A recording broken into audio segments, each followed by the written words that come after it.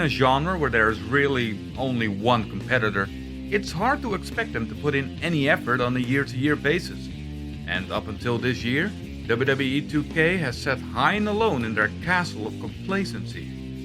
It has now been a few months since AEW Fight Forever has been unleashed upon the barren landscape of traditional wrestling games, and so the question now rises, does WWE 2K have to dust off its sword and shield to once again go into battle? The answer is simple. Not yet. Because as it stands right now, no game has ever been more in need of a sequel than Fight Forever. I'll explain later on. Let's go over the game itself first.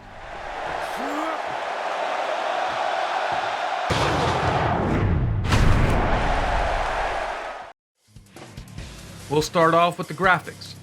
The game has been under scrutiny because of its art style, with many comparing it to a PlayStation 2 game. Personally, I think that's unfair, because despite it not having the most cutting-edge graphics, it does hold a certain charm. Ironically, it does remind me of a specific PS2 game, that one being Def Jam Vendetta, a game that has been largely overshadowed by its widely more popular sequel in Fight for New York. But that's a different story for a different video. No, it reminds me of Vendetta because of its art style and strikes a fine line between cartoony and realism. Besides it obviously being visually inferior, if you could call it that, the plus side is that these art styles tend to have a longer lifespan and are generally more timeless. Once you get used to it, you won't even notice it anymore. I mean, after a while even WWE All-Stars look normal. I found everyone on the roster to look very good, and enough like their real-life counterpart. Speaking of the roster, apart from a few omissions, it's a wide selection that will only continue to grow once the DLC starts rolling out. There are enough choices there to keep you busy for a while.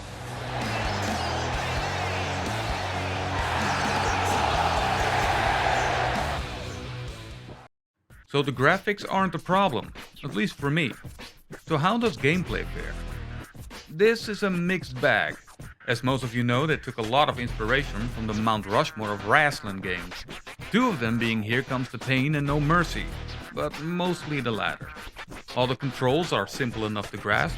The execution is where it somewhat falters. You got your light and heavy strikes, a grapple button, and holding one of these three longer makes it into a stronger variant. So far so good. There's a run button, a much appreciated Irish whip button, and two bumpers for your reversals. You can go behind your opponent, turn them around on the floor or in the corner, and do running attacks. Springboard moves are performed by tapping two face buttons near the corner or the ropes. Signatures are done once your momentum gets high enough.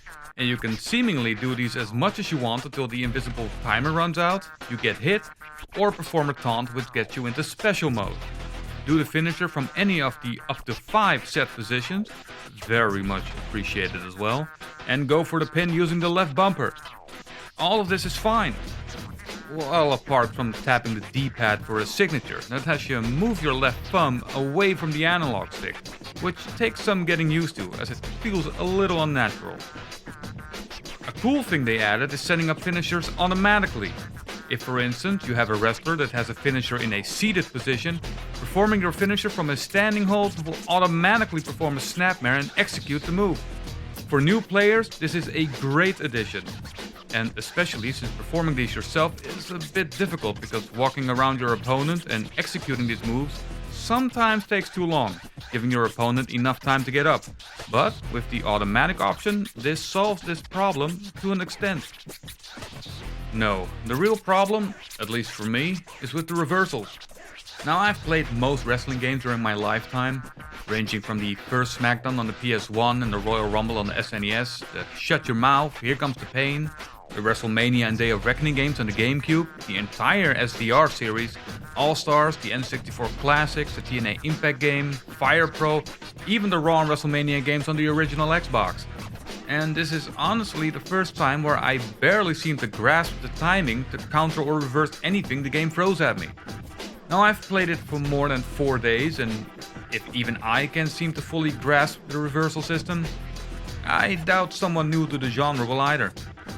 Now add to that the way the reversal window is linked to the amount of stamina momentum you have, making the timing even more crucial and thus making it, dare I say, nigh impossible to get back from an ass whooping. I have seen 0 reviewers mention this, because they are probably afraid to admit it, but seeing as none of their videos have a lot of counters in them, I can safely assume they suck at it too. As it stands now, playing on anything higher than normal is proving to be a Herculean effort, especially in multi-person matches. I doubt this will be much of an issue when playing with friends, but when the CPU counters willy-nilly, it tends to be quite annoying. I know what you're thinking, but Van Hellington, how about you just get good, bruh? Yeah, maybe it is all on me and I do suck.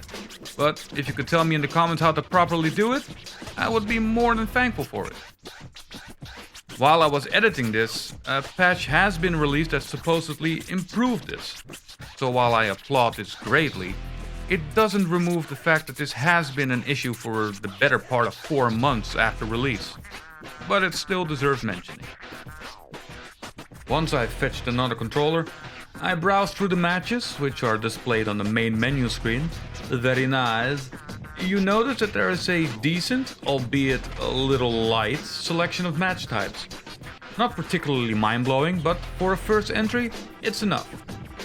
You have your one-on-one, where you have the options between a standard match, an anywhere fall match, or a lights out match, which for those only familiar with the WWE side of wrestling is basically a hardcore match.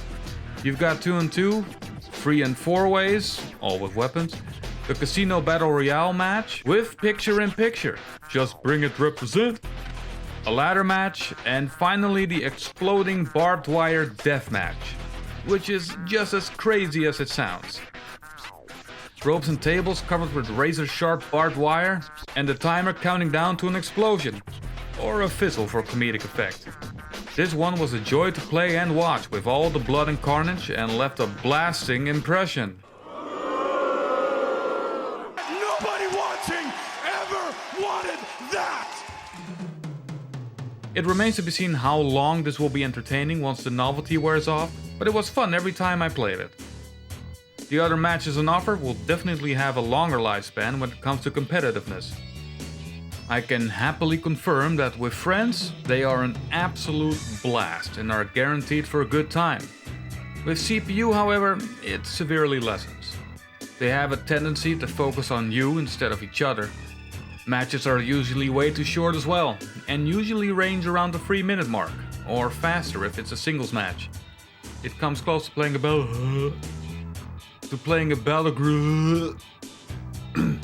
battlegrounds match. And that is a game I never want to mention again. Once you activate your finisher status and perform said special move, the status almost always goes away before you can do a second finisher. This is mostly because the special timer keeps counting down during the replay, which is a sloppy oversight to say the least. Any other match won't have any replay, so problem solved, I guess. There are a few glaring omissions when it comes to match types. While I enjoy what's on offer, I am missing a few. Tornado Tag for one, 4-way falls anywhere, handicap tag, which is in Road to Elite, cage matches, backstage brawls, just to name a few. They have said they were going to add more matches down the line, so here's hoping. I should also add that the Battle Royale match doesn't let you pick who's entering. You select your wrestler, and the rest is randomized. While I get the arcade approach, the option to change it around would have been nice. Alright, on to more positive notes. You can finally have mixed genders duke it out against each other. Kudos for that. And we cannot ignore and appreciate the effort they took into making the blood. The blood is beautifully insane, and honestly, more excessive than anyone would have ever expected. The thumbtacks are one of the greatest things in a wrestling game ever.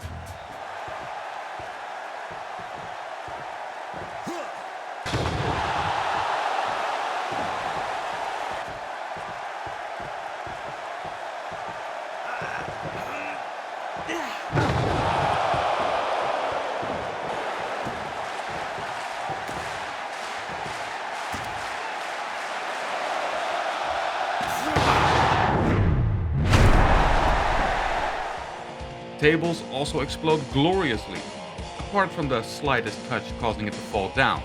Very annoying. But all of the weapons ooze creativity, and they must be commended for it. The audio is also great. The moves have impact, the whoosh before finishers is great.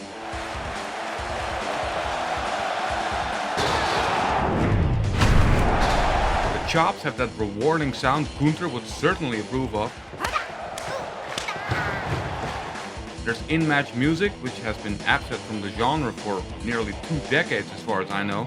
And more impressively, most wrestlers have had their voices recorded.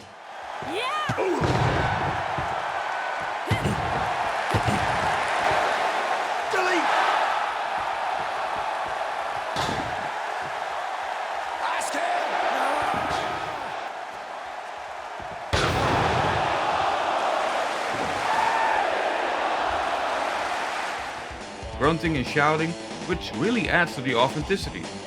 They are nowhere to be heard in the career mode though, which I'll smoothly transition to now.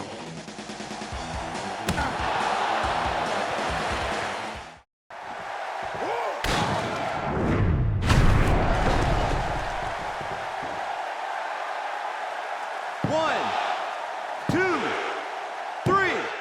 The game's career or story mode is an interesting attempt, channeling old school No Mercy like story modes with branching paths depending on your wins and losses, mixed with traveling the globe, working shows and working out. While its ideas are fun and even novel in this day and age, its execution leaves a lot to be desired.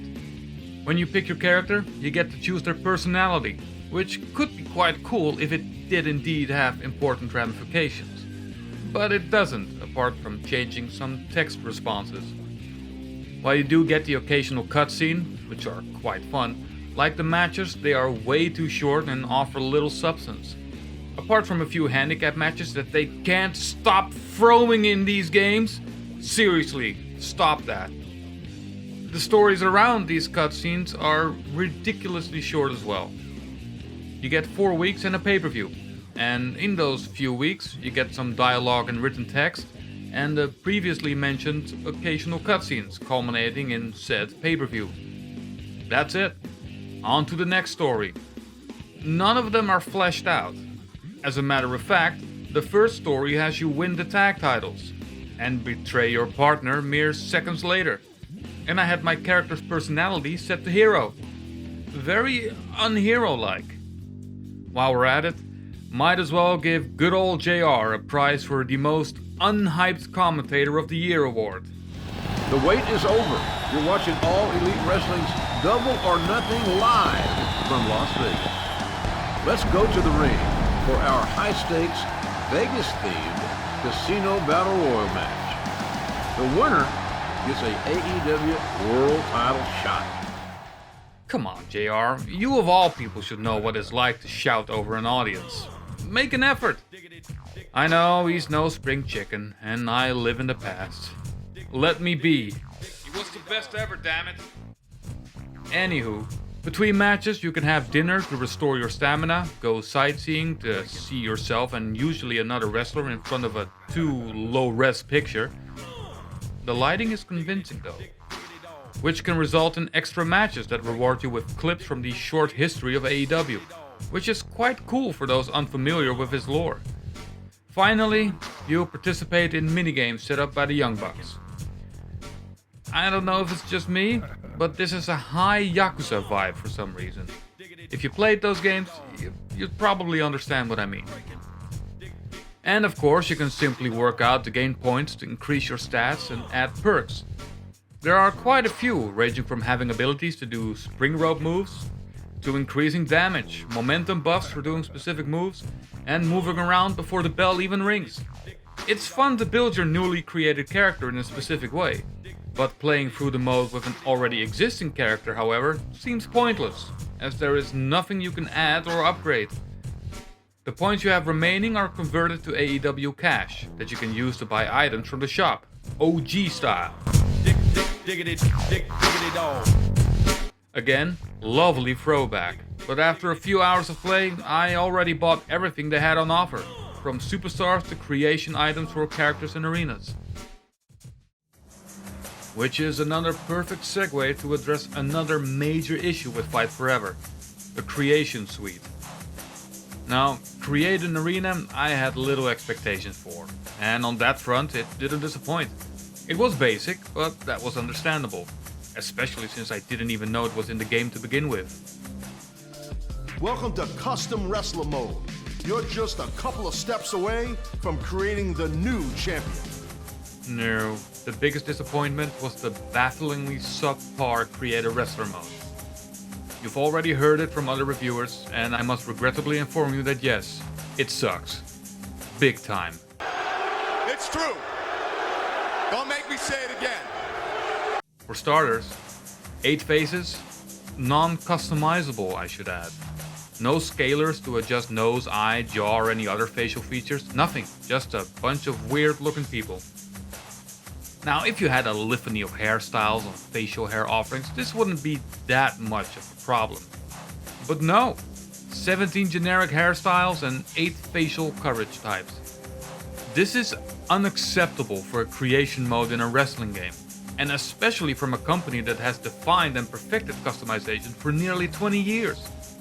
The amount of attire choices is also extremely limited, and the items you do have are almost all devoid of customization.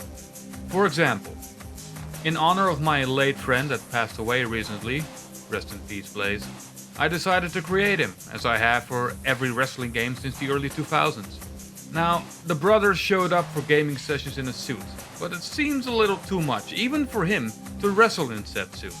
So, a suit for entrance and a tank top for in-ring action, classic D-Mob style. This simple request turned out to be too much of an ask, because not only is the tank top or any other t-shirt for that matter so bulky it reminded me of a Soul Calibur creation, the amount of flexibility on offer is ridiculously low. You cannot have a shirt or a tank top underneath your outfits. It's one or the other. Now, since my boy was a massive weeb, I was lucky they added a bunch of random Japanese signs in there. You can also not opt to have eye or headwear for just the entrance. This was almost a blessing in disguise, because with the limited selectable faces comes the problem of having all your characters look identical. Sunglasses for everybody! There's a lot of fear for clipping as well. No jacket if you have elbow pads selected. Same goes for knee pads. The tights, trunks, pants are all very limited when it comes to customization, usually only one color. No logo or random stripes. I know this is the first game, but after 4 years of development I expected more. There are tabs for new and favorites, and it will be supported for a while, so there is something to somewhat look forward to. Wrestling games rely heavily on their Create a Wrestler suite for longevity, and you need not look further than Def Jam Vendetta for this. Fight Forever falls short, way too short in that department. What's there looks good, but it just isn't enough to satiate that creator thirst many people have in these games. And why they couldn't have added all the current wrestler clothing parts in the creation suite is also a head-scratching oversight. It also doesn't help that every wrestler you make has to go through Road to Elite to build their stats and add their perks. Although fun the first few times, doing it for 20 times is a chore. If you love creating wrestlers from all federations and territories, this game will definitely disappoint you. For now, at least. Another baffling problem I have is with the movesets. There are an incredible amount of moves, no issue there at all, as there are a lot more than I expected. No, the problem lies with selecting finishers. An issue I had with the 2K series is the lack of tabs and categories in front finishers, making it very hard to find a suitable move. In Fight Forever, it's even worse, as selecting a finisher has you scroll down the entire move list. From standing moves to strikes, dives, ground, rope, rebound and running moves. I, for the life of me, cannot understand why they greenlit this decision, as it makes the creation process way more strenuous than it needs to be. Van Hellington tip. Start from the top, scroll down, and if you see a move you like, favorite that bitch, in case you need it for later on another character. The moves do look great though, with plenty of impact. So the problems I mentioned aren't just concerns with quantity, it's a quality and accessibility issue as well. And this is where my clickbaity title comes in.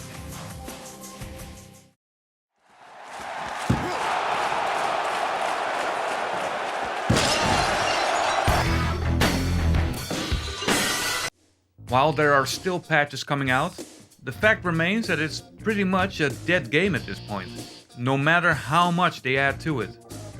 A sequel that delivers all they intended to do with the first game would be the only saving grace for this to be a successful franchise in my opinion. And while I understand they went for the No Mercy vibe, they might have taken it a little too far back. 4 wrestlers on screen is just not enough. Now, I don't need 8 per se, I think 6 is more than enough. The Casino Battle Royale feels way too light for the chaos that ensues in real life. 6-person tag matches should be a standard option too, and for ladder and falls anywhere matches, it would be a great fit as well. When it comes to creation, the limitations and clipping are fundamental issues that are impossible to fix with a patch. And while the Road to Elite is a fun mode, it does become repetitive as your choices rarely have consequences and the stories are way too short and contained. While a fun first attempt, this mode would also benefit greatly from a sequel, adding more diversity, variety with everything they've learned. One thing that would be nice if you could spend your AEW cash on points to use in creation mode for stats and perks, so you wouldn't be forced to go through Road to Elite every time, as the money is useless once you've unlocked everything. I know the plan is to make Fight Forever a platform where new wrestlers, match types and creation parts are constantly added, and while I applaud them for doing this, I do honestly think that no one would mind if they saved that for a sequel, to fine-tune everything into a more cohesive and substantial experience. The groundwork is there. The little extras like Orange Cassidy's in-pocket wrestling, weapons on people's heads, blind tags, skateboarding, throwing garbage can lids like frisbees, explosions, and cool-looking moves are all there.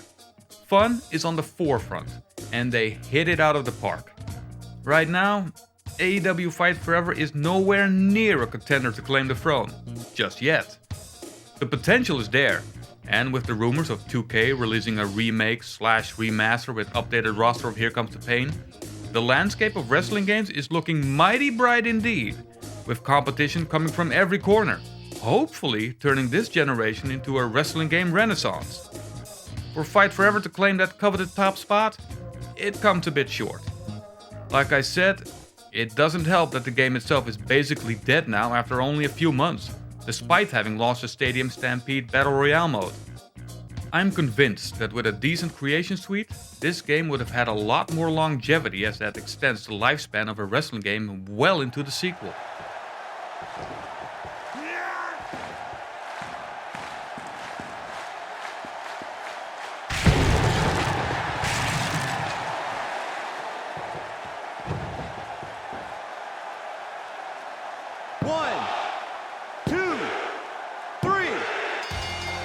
As it stands now, it has a lot to offer, but if there ever was a game that needed a sequel, it would be this one. I give it a 6.5. If you take the patches into account, you can bump it up to a 7, but this review score is based on the past 5 months. And yes, this is the same rating I gave to WWE 2K23. And no, I'm not too lazy to make another graphic. I don't believe you. Fight Forever is the first game built from the ground up, while 2K has been milling about for nearly a decade. I don't think Fight Forever sucks. As a matter of fact, I really liked it. But in the end, I, like most people, was left disappointed. The game needs a sequel. I want it. Give me what I want! And the genre could use the competition. Just felt I needed to clarify that. If you found this extremely late review to be helpful after all this time, and if you agree, disagree, or want to stick it to me for not being able to reverse moves in the game, be sure to tell me in the comments below. Like and subscribe while you're at it, and even hit that notification bell to be notified when I post a new video. It helps build this channel and makes me feel appreciated a lot. Like I mentioned earlier, I took a little time off because of my best friend's passing, as it really took a toll on me, and still does. But I'm ready to do some critical spewing and reliving nostalgia again, so my apologies for the lack of content. If you like this video, I also have one where I laid a smackdown on that lipless muffin dude for over 40 minutes. Give it a watch, as it was a blast making it. Now, if you don't mind, I'm going to try and get the reversal timing right. Is it before the grapple? No. At the beginning of the animation? Shit. Maybe just before hit. No, that ain't it either.